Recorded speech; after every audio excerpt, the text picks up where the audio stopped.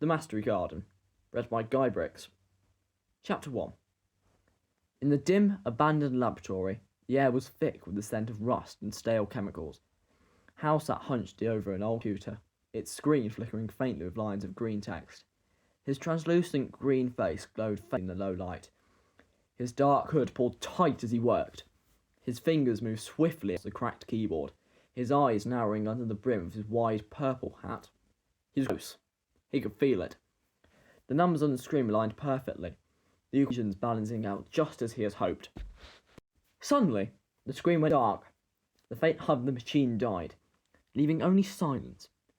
Hal froze, his hands hovering over the keys.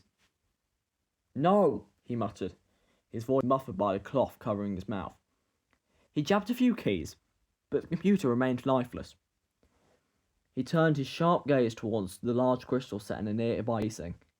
It was the heart of the lab, the source of the power for all his equipment.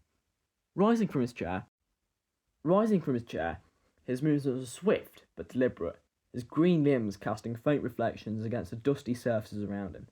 He approached the crystal, his boots crunching softly against the debris-strewn floor. The crystal, once vibrant with a pulsing inner light, now sat dull and lifeless. Hal reached out, his hand hesitating for a moment before touching its cold surface. He let out a low growl of frustration. "It's dead," he said to himself, his voice tinged with irritation. Without the crystal, the lab would remain silent, his work undone. But somewhere deep in his gut, he knew this just wasn't a simple failure. Hal's gloved fingers tapped impatiently on the edge of the crystal casing.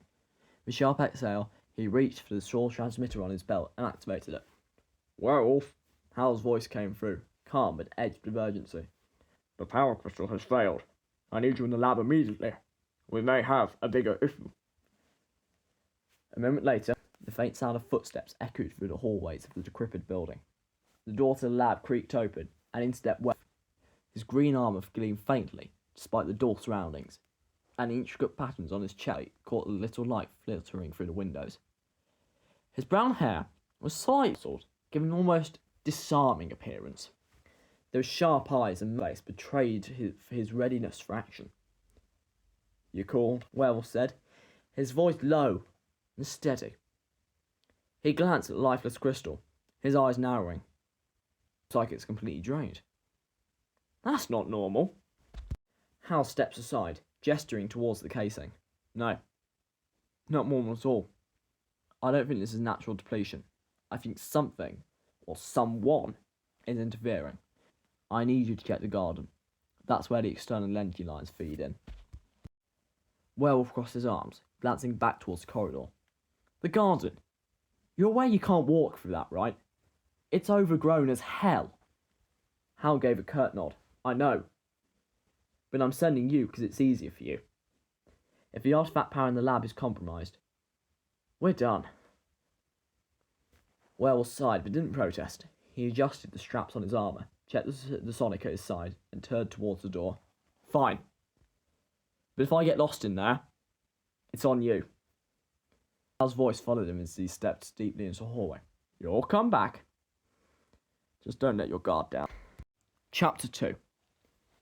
Werewolf stepped into the artificial garden, a space that he and Hal had painstakingly constructed to support rare and exotic plants. Normally, the room was pristine, its white dome walls reflecting a bright, sterile light, while carefully maintained rows of greenery flourished in neatly arranged beds. It was a place of order, life, and precision, with a clean, almost futuristic beauty. Now, however, it was unrecognisable.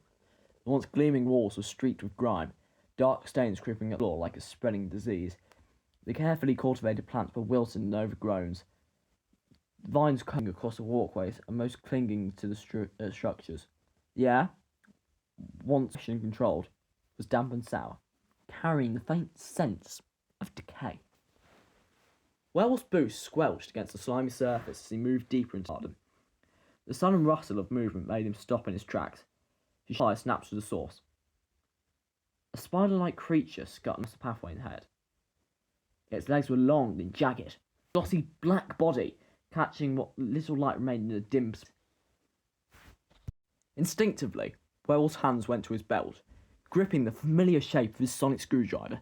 The device was a masterpiece of intricate craftsmanship. Its handle, wrapped in a smooth, cracked porcelain-like material, felt solid in his grasp. Above that, its silver framework extended towards a cage-like tip, where a small, faintly translucent crystal was housed. Though lifeless now, Werewolf knew it could glow with an intense green light, emitting a low, soothing hum when activated. He hesitated for a moment, knowing the sonic screwdriver wasn't designed for combat and wouldn't be so useful against the creature. Still, his thumb brushed over the activation switch as the spider thing paused, its unnervingly sharp movements freezing mid-step, and as if sensing his hesitation, it darted into the shadows with a burst of speed, disappearing into the overgrown foliage. The werewolf cursed under his breath, lowering his hand but keeping it near the screwdriver. The state of the guard and the presence of the creature made one thing clear. Whatever drained the power crystal wasn't just a random malfunction. He straightened his sharp eyes, scanning the tangled artificial wilderness as he pressed forward, ready for whatever came next. Werewolf stepped deeper into the artificial garden, his steps slow and deliberate as the overgrown greenery pressed in around him. The once bright, pristine environment had transformed into something oppressive, the dense foliage casting deep shadow over the pathways. Vines snaked across the ground, and thick, unnatural plants loomed him, their leaves slick with moisture and decay. The air felt heavier with each step, and a sudden chill crawled up his spine. He had the distinct sensation of being watched. His hand hovered near the sonic screwdriver, his eyes dark to every rustle and shift in the tangled undergrowth. Suddenly, a blur of movement shot out from the shadows. He could react. A spider-like creature lunged at him, its jagged legs wrapping around his shoulders, pinning his arms. Werewolf staggered back, slamming into a nearby vine-covered support beam as he struck against the creature's grip. It was then that he saw its face, what past one, sending its dark, glossy body was a disturbingly human-like visage, pale and distorted, its lips curling to a grotesque snarl. Glowing black eyes bored and pulsating with a sickly light. The creature let out a high-pitched, worldly scream, the sound reverberating through the cavernous space and making his ears ring. Werewolf gritted his teeth, twisting and thrashing as the thing's sharp legs scraped against his armour. His hand flailed towards his belt, finally managing to grab the screwdriver. The creature's scream grew louder, its face contorting with rage as it tightened its grip. With a desperate growl, Werewolf activated the sonic and jammed it against the side of the creature's head. The crystal at the tip glowed with intense green light, as a piercing, oscillating whine erupted from the device. The effect was immediate. The creature let out a shriek, a sound of pain and fury as it convulsed, its grip loosening. Werewolf seized the moment, shoving the thing away from him. It hit the ground with a sickening thud, its legs flailing widely before it scuttled back into the darkness, its glowing eyes disappearing into the shadows. Werewolf stood panting, his heart pounding as he held the still glowing sonic in his hand. His arm was scratched, his shoulder aching from the attack, but he steadied himself, scanning the overgrown garden for any sign of the creature's return. Whatever that thing was, it wasn't natural, and it certainly wasn't alone. Chapter 3. Werewolf pressed forward through the overgrown labyrinth of vines and twisted plants, his hand gripping the sonic screwdriver tightly. His sharp eyes scanned the unnatural wilderness, the faint hum of machinery buried beneath the layers of decay, guiding him towards the heart of the garden. Then he saw it. The power source, a large crystalline structure housed in a protective casing, was still standing in the centre of the room, but something horribly wrong. The once bright crystal was now dark, pulsing faintly with a sickly green glow, and on top of it was the source of the infestation. The creature dwarfed the others, its grotesque form looming in the crystal. The massive spider-like entity clung to the casing, spiny legs as thick as tree branches, its glossy black glistening in the dim light. Its human-like face, larger and more defined than the smaller ones, gazed out over the corrupt garden with an eerie intelligence. The glowing green eyes pulsed in the rhythm with the faint light of the crystal. Werewolf's breath caught as he crouched low, darting into the cover of a thick, vine-covered bush. He parted the leaves just enough to watch as the massive creature lowered its bloated abdomen, pressing it against the crystal. A wet hissing sound filled the air as the mother began to lay eggs, the translucent orbs emerging in clusters and sliding onto the ground. To Werewolf's horror, the eggs began to twitch almost immediately. The tiny forms inside grew rapidly, the shells cracking open within seconds. More of the spider-like creatures spilled out, their glowing eyes flickering to life as they scuttled across the floor, joining the growing swarm. His jaw clenched as he pieced it together. The power source wasn't just keeping the lab alive, it was used as an incubator. The mother had corrupted it, draining its energy to fuel the rapid birth of her brood. If she wasn't stopped, the swarm would spread beyond the garden, overwhelming the lab and everything else in its path. Wells' hands tightened around Sonic, but he didn't move. Charging in head first was suicide. Smaller creatures were one thing, but this was something else entirely. He shifted slightly, his mind racing for a plan. Then, an idea sparked. He glanced at the mother again, watching the deliberate movements of her massive frame. Her head tilted from side to side, her glowing eyes scanning her with a strange, almost sentient awareness. She wasn't mindless. Far from it. She was intelligent, focused, and clearly had a goal. Werewolf took a deep breath, forcing himself to calm the pounding of his heart. What if he could talk to her? It was a wild, reckless idea, but he had no other options. Destroying the power source stopped the swarm, but it was also doom the lab, and possibly himself. If he reasoned with her, find a way to convince her to leave or redirect efforts, it might save everything. Still crouched in bushes, he prepared himself, running through what he might see a creature like this. Could she even understand him? No. But as the mother continued her grim work atop the her brood multiplying from the second, he knew one thing for certain. He didn't have mine. Werewolf emerged from the bushes, hands raised in what he hoped was a non-threatening gesture. The smaller creatures around the room paused, their glowing green eyes fixed on him. The mother's massive head tilted sharply, her human-like face contorting as a smile as she turned to face him. Wait! Werewolf called, his voice steady but firm. I'm not here to fight. I just want to talk. The mother let out a low, guttural hiss, her glowing eyes narrowing. The smaller creatures twitched, their legs tapping against the ground as they circled him. For a tense moment, it seemed she might order them to attack, but as he spoke, talk! Her voice was sharp, grating, and otherworldly, echoing off the garden's walls. What would you say to me, intruder? Werewolf took a cautious step forward, careful not to make any sudden movements. Look, I can see what's happening here. You're using the power source to incubate your eggs, but this isn't sustainable. You're going to destroy everything. My lab, the garden, the whole of Mastery. The mother's head tilted slightly, as if considering his words. Then, without warning, she froze with movement, and as a wet, guttural sound, her bloated abdomen convulsed as she laid another egg, the glistening orb sliding to the ground with a faint hiss. Werewolf blinked, caught off guard by the interruption. Right. Anyway, what I'm saying is, I can help you. I can build you a proper incubator. Something safer, more efficient, and better suited for your needs. The mother let out a chittering laugh, her grotesque face twisting into a mocking grin. An incubator, she sneered. What use do I have for your contraptions? She paused again, her abdomen twitching as another egg emerged. Werewolf rubbed his balls, trying to keep his patience.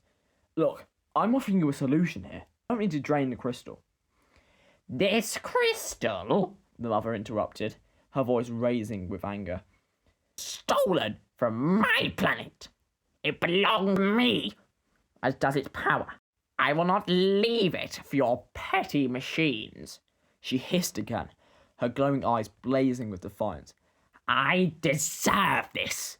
My brood deserves this. Werewolf sighed, his shoulders slumping slightly. He tried reasoning with her, but it clearly wasn't going to work. Around him, the smaller creatures kept closer, their sharp legs sticking against the ground. The tension in the room thickened as the swarm prepared to attack. Well, Werewolf muttered, sliding his hand into his... I did try. In one swift motion, he pulled out his screwdriver, its crystal glowing green as he activated it. The high-pitched whine filled the air, and he turned towards the mother.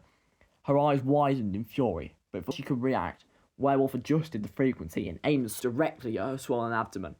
The eggs inside began to pulse and vibrate violently. The mother let out an ear-piercing scream, body convulsing as the sonic's resonance to a crescendo. In an instant, the reds inside her burst, greenish fluid spraying across the crystal and floor. The mother let out one last agonized shriek before crossing atop the power source, her light body slumping over the casing. All the creatures let out sharp cries of distress, scattering in all directions as their connector was severed. Werewolf stood breathing heavily as the room fell silent. He wiped the spatter from his arm, grimaced, and deactivated the sonic, the faint glow fading as he tucked it back his belt. "Guess one good way to negotiate," he muttered, glancing up at the now dim crystal. The garden was in ruins, all sorts badly damaged, but at least the meat was gone. Werewolf straightened, his sharp eyes scanning the shadows one time before turning back towards the lab. He had a lot of cleaning up to do. No doubt Hal would have some questions. Chapter 4. Werewolf then stopped to think for a moment. The smaller spiders creatures that had been scuttling around before lay lifeless. Their black eyes dimmed. Their connection to the mother had been severed, but something about their forms still caught his attention. He crouched beside one of the creatures, noticing the faint shimmer in the glossy black body. When he touched it, a low hum pulsed faintly beneath its shell. His eyes widened as he realised the truth. "These things," he murmured, holding the small creature up for a closer look. "They were born on a crystal. They've absorbed its energy." A spark of inspiration struck him. If the crystal was drained, but the creatures carried its power, perhaps he could use them to restart the system. He pulled out the screwdriver, its tip glowing faintly green as he adjusted the settings. "Let's see if this works," Wolf muttered to himself, his fingers moving deftly over the sonic screwdriver's controls. He aimed the device at one of the creatures, its limp body vibrating as the sonic emitted a faux hum. A surge of green light pulsed outwards, connecting the creature's residual energy to nearby power lines. He repeated the process with the others, one by one, until the entire room began to glow with a revitalized light. The hum of the power source grew louder and louder as the crystal flared to life. Vibrant energy restored. The artificial garden turned, the overgrowth retreating slightly as it regained control. Paul stood, tucking his sonic back into his belt as he did his handiwork. "Not bad," he said with a small smirk, tugging in at the corner of his. "Not bad at all." With the power restored, Wolf made his way back to the lab. He opened the door to find Hal still hunched over their computer, tapping at the key station. "You're back!" Hal, not looking up. "Judging by the facts are back on, I assumed you fixed it." "Oh, I fixed it," Werewolf casually, leaning against the door. Hal turned, his green face betraying both trust and skepticism. "What did you do?" Hal shrugged. "Let's just say I gave the power a little boost using some of our eight friends." Hal blinked, his expression deadpan. "Are you telling me you powered the lab using spider corpses?" Werewolf grinned. "Not just corpses. Crystal charged spider corpses. Big difference." Hal stared at him for a minute and sighed, shaking. "You are insane." "Hey!" Wells said, pushing on from him and walking further into the... "You say I spot solution to our little problem." He gestured dramatically as he added, "It was Webular." Hal groaned, patting the bridge of his nose. "I take it back. You're not insensible. You're unbearable." Wells chuckled, hitting Hal on the shoulder. But "Ah, yeah, really." As the lab set into its familiar hum of fury, Werewolf looked towards a now bright guard through the window, a glimmer of satisfaction in his eyes. "It's easy, but they'd stab," and he could feel a bit proud of it thinking. "Well," he said, stretching his arms behind his head, "guess it's time to get work." The end.